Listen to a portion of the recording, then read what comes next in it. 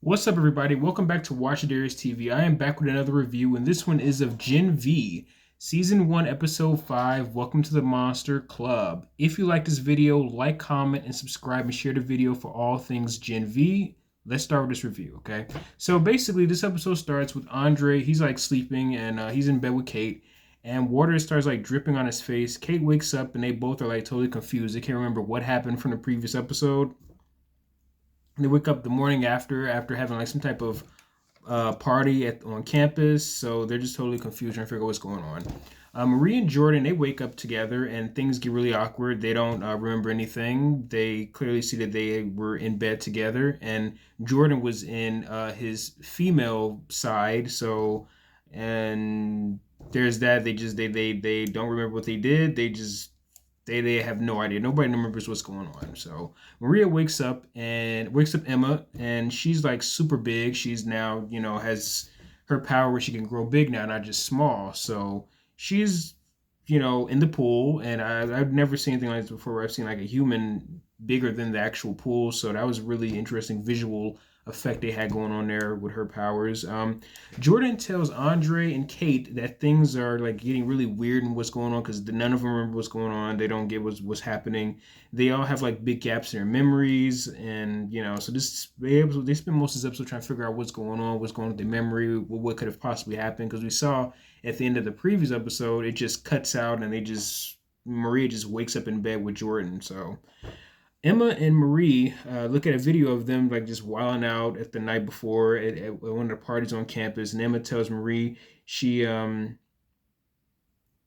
first time she actually really got large, and her mom called her a monster for it, and just basically insulted her for the use of her powers and stuff like that. So we also see that in order for Emma's power for her to get small, she has to basically get all the contents out of her body.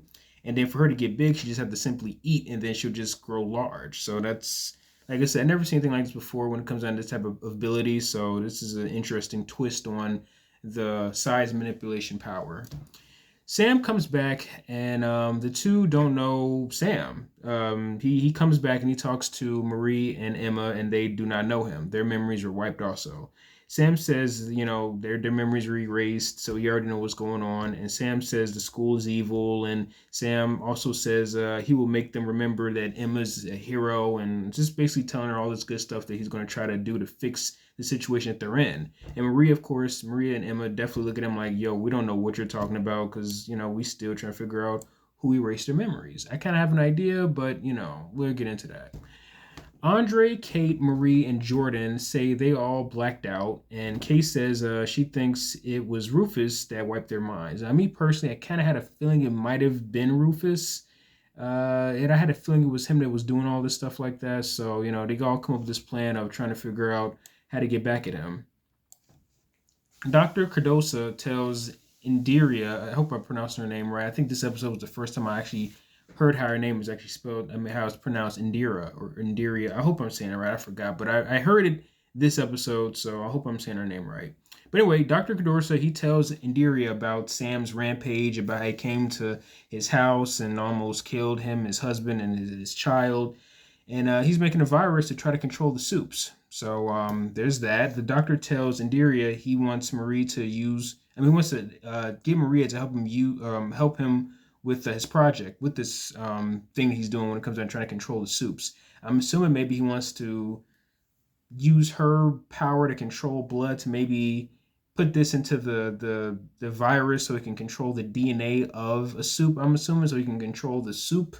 I'm guessing that's what he's trying to do, but Maria basically says no for now. So she basically sort of tells him, "Yo, we can't use Maria just yet." But she basically let him know that you are going to be able to use her eventually, but not right now. So, and she also knows that he's not going to go anywhere anyway, because where else is he going to be able to go after having a career experimenting on soups? So Kate says that Rufus once hypnotized her into basically sort of like being on camera and doing God knows what. So Kate has her first revelation as to an issue that she had with this Rufus guy, this mind controller soup on campus. And we already kind of saw him trying to, play around with Marie, and that clearly led to some of his junk being blown off. So basically, we see that this guy is definitely a creep, and he definitely needs to be kicked off campus and going and sent to jail.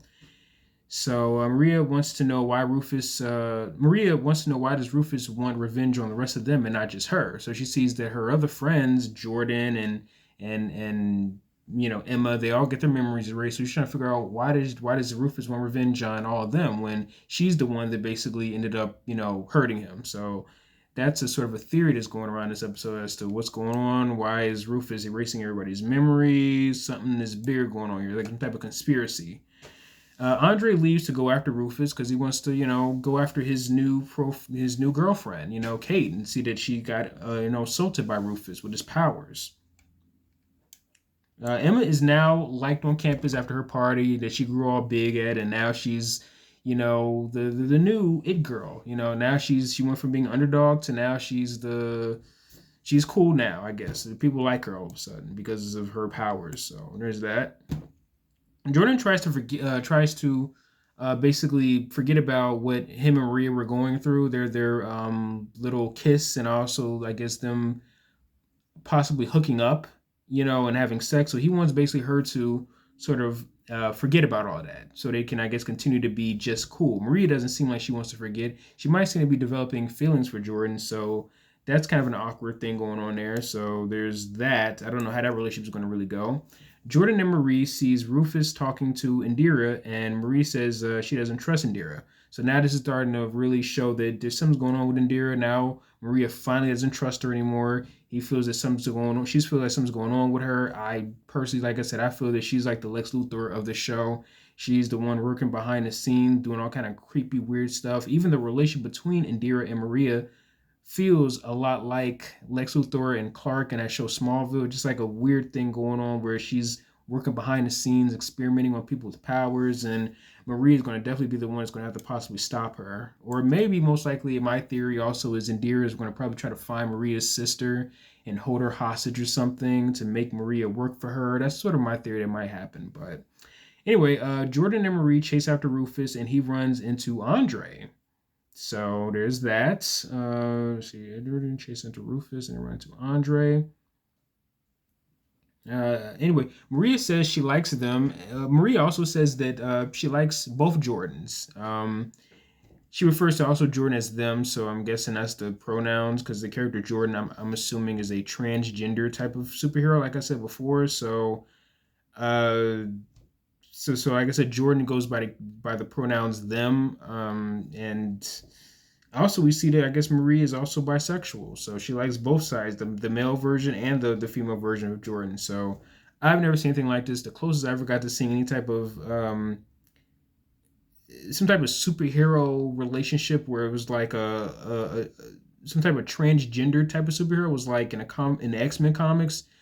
Mystique had a relationship with this one character named Destiny, and the character Mystique shapeshift. She has the power of shapeshifting. Anybody doesn't know that. She has the power to shapeshift, and she shapeshifted into a guy and got her girlfriend pregnant. So that's the closest I ever got to seeing anything like that before. I guess this is kind of remind me of that a little bit because she's interested in a character that can shapeshift between male and female. I personally thought the character Jordan would be a lot cooler if they can just shapeshift to different people. I thought that would be a lot cooler instead of having two different powers and two different identities personally. But I like I said, I guess in the character Jordan is supposed to be like a some type of transgender superhero. I believe that's what they were going for. Interesting though, I will say at the least. It is pretty interesting though. Yeah. So anyway, Sam is hiding out, and he continues to have like some type of mental breakdown where he's seeing puppets. He's seeing a puppet version of Emma himself hurting the guards.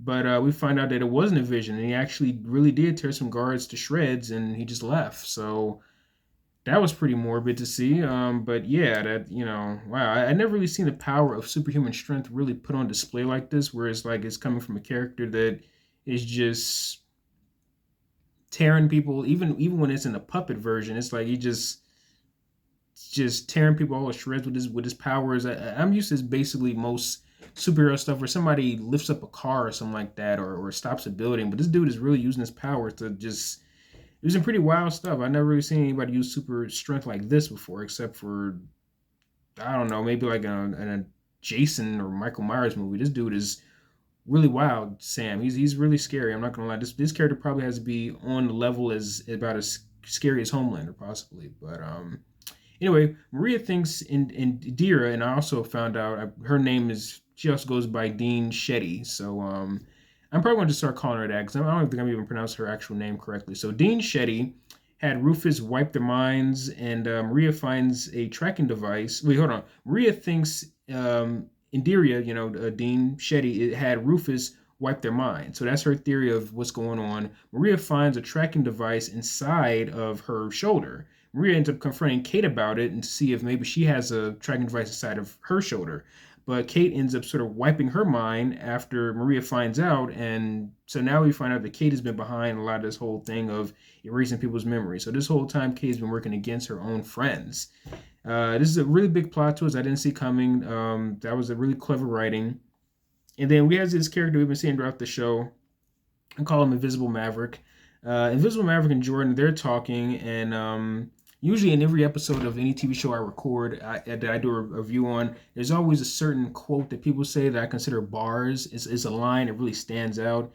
And he says to Jordan, Jordan is getting advice from him about if she should date Marie, and he says something I've never heard before in my life. He says basically hiding the sausage and bumping donuts. And what he's talking about is he's basically making a reference to like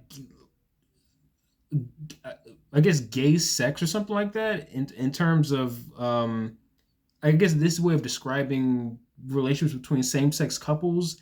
And I've never heard that before. But then again, like I said, this show is a spinoff of the Boys TV show, so go figure. I mean, they're going to say something that's going to some pretty wild stuff, and I've never heard anybody say anything like that referring to same sex couples hiding the sausage and bumping donuts. I've never heard that before. That's that's one of the weirdest things I've ever heard of. I don't know. That was some bars. That was really odd. But like I said, this show was crazy. So dope show. But man, they have some really wild dialogue. But anyway, so Maria and Jordan are figuring out what's going on with their memories. So they're starting to piece it together to see what's going on, why their memories are sort of getting erased, even though we just found out that Kate is behind all this stuff. Kate is working with Dean Shetty and feels bad that Shetty, that she's doing all this stuff, but Shetty basically talks her into continue to work with her. So, definitely Kate seems to be really conflicted about what's going on. Emma goes to the drive-in to see Sam, and Sam tells Emma she made Luke forget him, also not just her. So basically now Sam ends up telling Emma what's been going on with her memory and about how he's been getting his memory wiped and stuff like that. So now Emma even knows what's going on. Kate and Andre watch The Mesmerer, which, if anybody remembers, that's the guy in the first season of The Boys, the one that played in The Sixth Sense, that Butcher basically beat up in the bathroom. We see him as a kid in this movie called Mesmerizer, back when he was more popular Soup. Andre suggests they both leave the school, and then he ends up getting a text saying that they found Rufus. So, he's going to go back on his rampage. Maria and Jordan confront Rufus. Emma tells Marie and but basically, okay, Maria and Jordan, they confront Rufus, and Emma tells Marie that it's been Kate that's been doing all this whole stuff. It has been Rufus playing mind control. He usually does that with women on campus, but this time around, this was not him doing all the mind wiping. Andre comes in and he completely attacks Rufus, like throws a keg at him through a wall.